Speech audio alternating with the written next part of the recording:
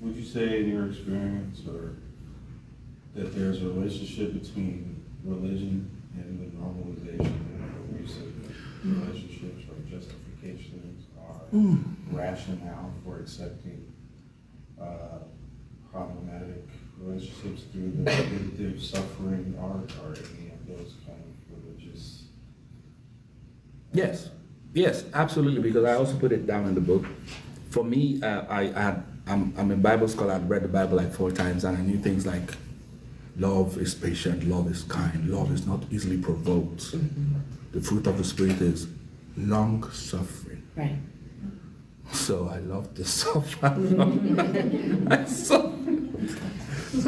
So yes, and again, when it's religion, now apart from the Bible, the religious aspect of it was the religious men and women in my formative years, the opinion makers had this be a man ideology. So a man was not supposed to be hurt. You're supposed to take it as a man. You're supposed to, are you not a man? How can you, are you not a man? Just be a man. So it also came from religious people. And then you hear things like the man is the priest, he should, cover your wife. Because we even met the pastor, the counselor.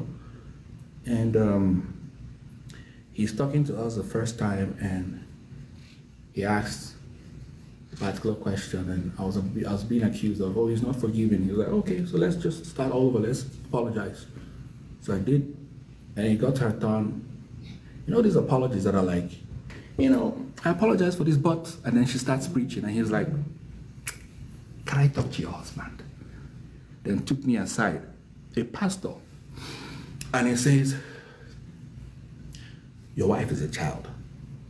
If anything goes wrong, she's going to blame you. If you do wrong, she'll blame you. But I want you to persist. So I was like, I'm tired. He says, God hates divorce. I said, but I'm tired. Then he goes, just wait till you get your papers. I'm like, I'm tired. And then he goes, just see her like a sister. So,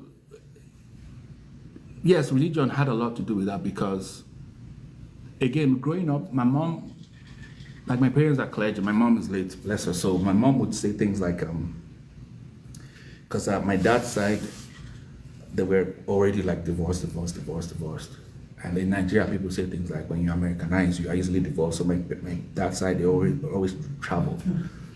So then my mom would refer to my uncles in a bad light, say things like, Uncle Yaka is divorced. So when she referred to my uncles and aunt, divorced. So even when my second sister, because I have 4 elder siblings, sister, brother, myself, and a younger sister. So even when my second sister got divorced, my mom couldn't say anything anymore. So when I was in that bad place, I did not want to become the next divorced. So I would pray, hard. But thankfully, I think after I started therapy, one day I was thinking, I was just, self-reflecting, and I said to myself, there's a verse in Proverbs, and I said, where wisdom says, because I called out to you, you didn't listen, I will laugh at your calamity. So I'm like, I know you try to warn me. Please, just help me get out of this. So I did different prayers, and then there's this thing as well when I will pray and I'll hear, God help me, and then he said, do this. When sometimes we think it's God speaking, right? But it's like a programming. Then I'll be the one doing something nice, So yes, my religious upbringing for me was one of the reasons I stayed long in that, which is perseverance.